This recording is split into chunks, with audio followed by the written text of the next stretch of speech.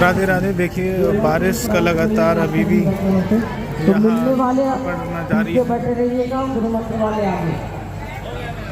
देखिए मंच के चारों ओर पानी की वजह से, बरसात की वजह से यहाँ कीचड़ और पानी जमा है। और गुरुजी आ गए मंच पे।